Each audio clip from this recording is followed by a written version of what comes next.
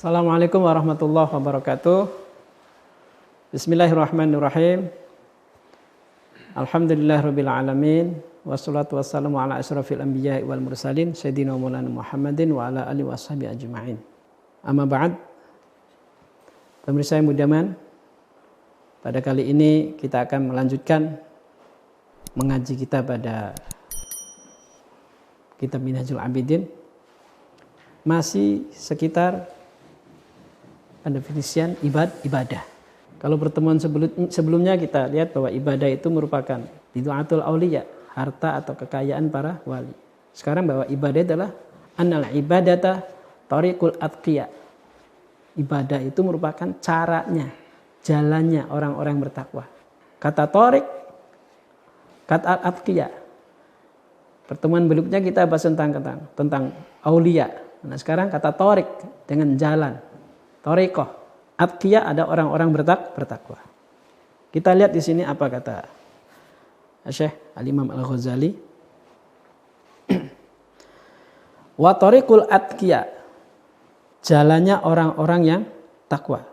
Maksud atqiya sini ay al-mu'minina al-mausufina bittaqwa. Orang-orang yang bertakwa itu orang-orang yang punya iman, ya, dan berkualitas atau disifati dengan miliki takwa. Jadi mungkin orang punya iman tapi belum takwa, bisa jadi. Maka dalam Al-Quran selalu dipanggil, ya ayyuhalladzina amanu ittaqullah.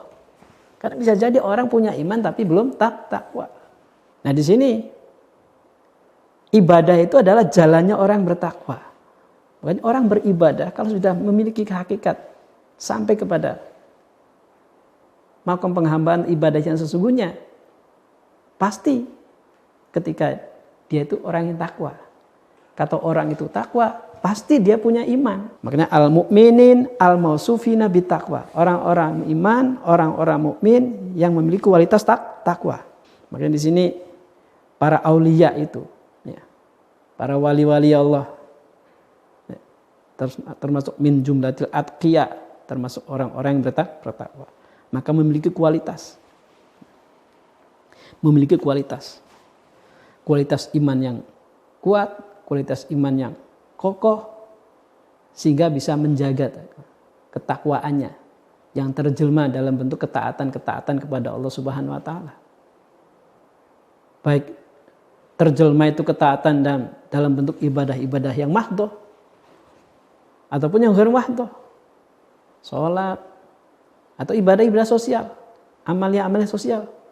Oke, makanya nanti dilihat kehidupan kita beribadah itu sangat luas cara beribadah itu. Salah satu daripada tandanya wali itu ada 3.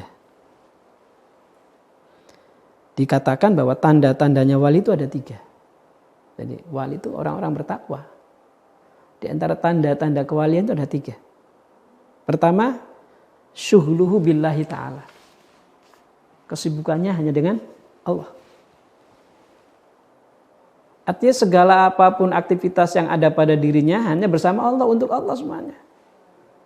Makanya prinsip ibadah kemarin itu adalah khidmah, pelayanan. Untuk pelayanan. Siapa? Kepada Allah Subhanahu wa taala. Para ulama prinsipnya melayani. Banyak para ulama itu prinsip dalam mengajarkan ilmu, semuanya ada pelayanan. Itu adalah ibadah. Melayani apa? Para ulama itu melayani ilmu. Nah, ilmu itu dari mana? Ilmu itu adalah manifestasi atau mengalir daripada nama Allah Al-Alim. Jadi ibadahnya para ulama ketika ngajar sebagai untuk pelayanan kepada Allah melalui jalur ilmu. Jadi untuk Allah semuanya. Nah kita pun yang bukan ulama barangkali bisa enggak seperti bisa. Maka kenalin kualitas apa yang mengalir dari Allah Subhanahu wa taala. Maka sebagai orang yang bertakwa, memiliki ketakwaan akan senantiasa menjandarkan dirinya, membentengi dirinya dengan Allah melalui nama-nama Allah. Dari nama itulah kita kenal. Misalnya nama Ar-Razzaq, senantiasa memberikan rizki. Manifestasinya rizki di mana? Bisa ada di kantor, bisa nggak jadi ibadah? Nah itu. Bagaimana kalau orang kaya? Bisa beribadah sebagai pelayan dengan kekayaannya untuk melayani orang, para du'afa, melayani orang lain. Untuk pelayan bisa jadi ibadah. Karena apa? Melayani nama Allah Al-Wahhab. Maha pemberi. Oke. Yang pertama itu, jadi senantiasa sibuknya bersama Allah. Wa firaruhu ilallah. Larinya itu hanya kepada Allah, yang dituju Allah. Apapun yang dia lakukan untuk lari kepada Allah, menuju Allah Subhanahu wa taala. Yang ketiga, wahimmuhu. Cita-citanya ilallahi azza wa jalla. Hanya kepada Allah. Di sini ada Al-Kharazm mengatakan, idza aradallahu ta'ala aywaliya 'abdan min 'abidihi fataha 'alaihi baba dzikrihi. Ketika Allah menghendaki seorang hambanya, menghendaki apa? Untuk mengasihi, untuk menyayangi hambanya, maka Allah akan membuka padanya pintu zikirnya. Artinya apa? Gerbang untuk mengingat Allah. Jadi ketika kita ini dikaruniai oleh Allah Subhanahu wa taala sebagai hamba Allah yang bisa mengingat Allah, itu adalah bentuk pembukaannya Allah kepada dirinya untuk apa? Untuk penghambaan kepada Allah. Kita berada di kantor, jadi zikir mengingat Allah. Itu adalah kehendak Allah sedang menyayangi, mengasihi hambanya. Yang begitu berarti wali itu, kekasih Allah.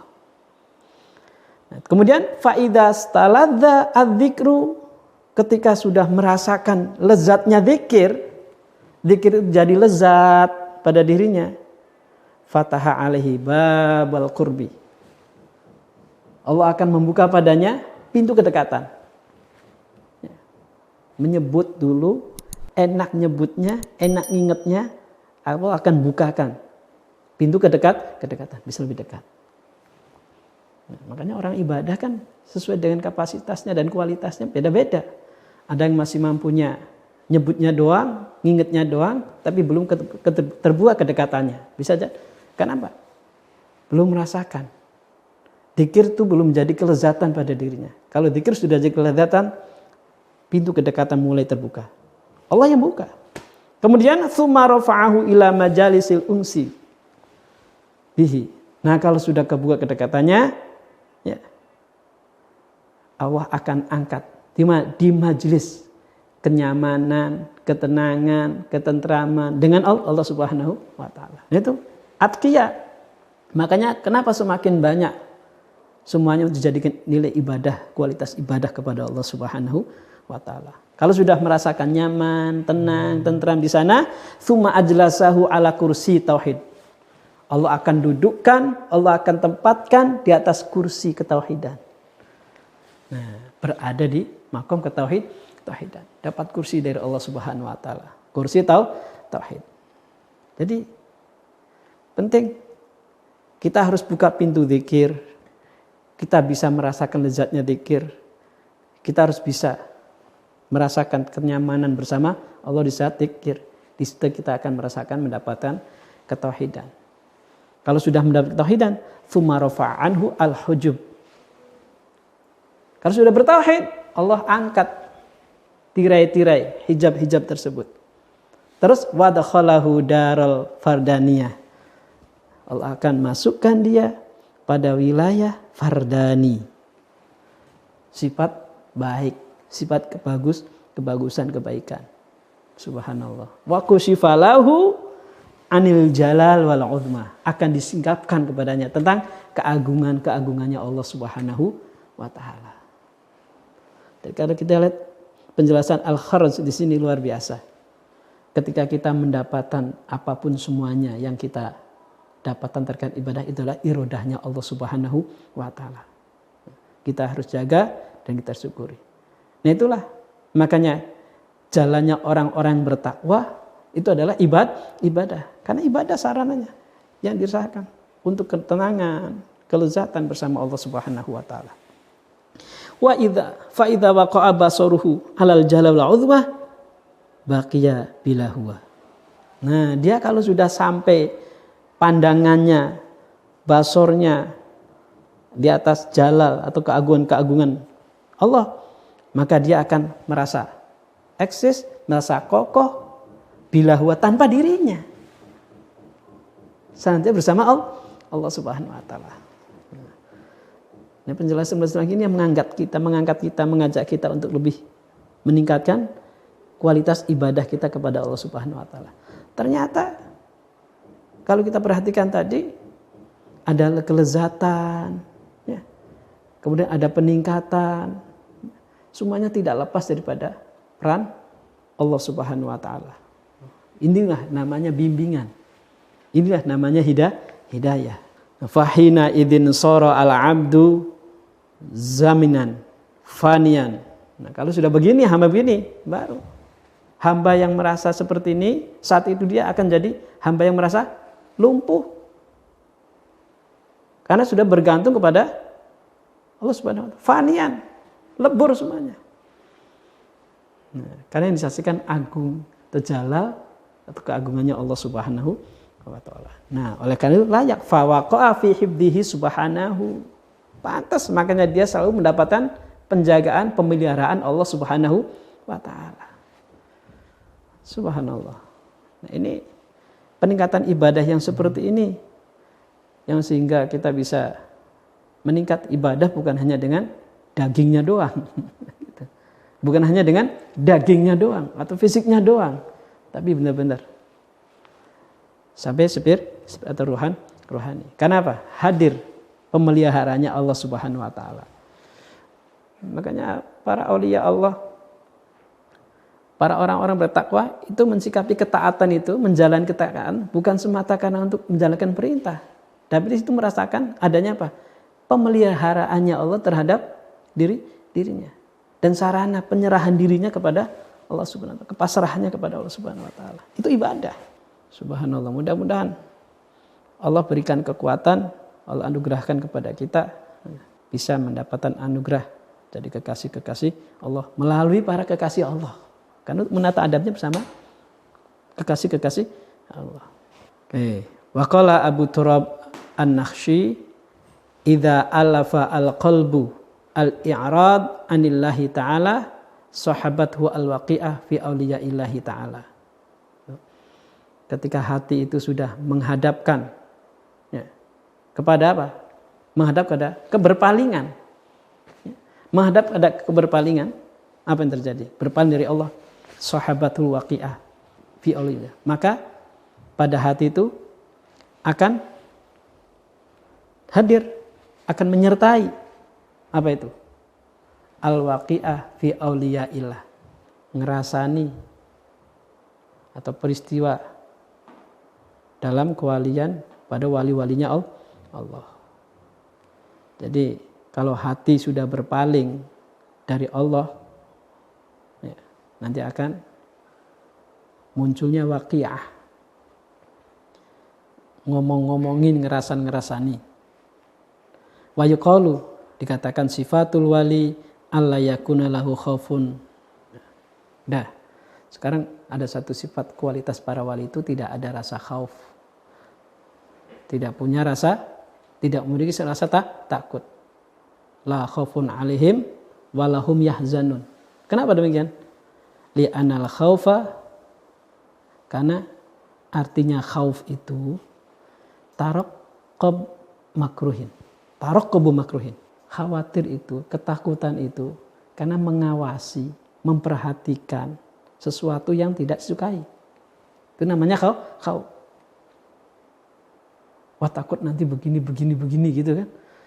Nah, saya nggak mau sakit. Saya nggak mau tertimpa bala. Ya. Itu kan tidak disukai. Itu khauf. Yahilu fil mustaqbal. Padahal itu yang terjadinya nanti adanya nanti, bukan saat ini. Jadi khauf itu, takut itu tidak suka kepada apa yang disukai yang belum terjadi. Makanya para aulia nggak punya rasa khauf. Kenapa? Para aulia itu adalah ibnu zaman, anak zamannya, anaknya waktu. Jadi para aulia waktu itu adalah ya saat itulah kehidupan itu. Apa yang terjadi saat itu? la roja'a lahu. Awintidaru mahbubin bifati fil musta'naf. Nah, sementara wal waliyu ibnu waktihi. Wali itu adalah orang yang menetapi pada waktunya. Jadi enggak bagaimana nantinya gimana. Pada waktu yang saat itu terjadi, wali itu yaitu. Laisa lahu mustaqbal, baginya enggak ada akan masa depan gimana. Makanya fa yakhafu syai'an wa kama la khaufa lahu la raja'a lahu. Makanya enggak punya rasa khauf karena sudah bersama. Semuanya dari bertajalinya Allah Subhanahu wa taala itu munculnya apa? Syukur, sabar, syukur, sabar, syukur. Nah, itu ilmunya tinggi tuh. Nah. Baik.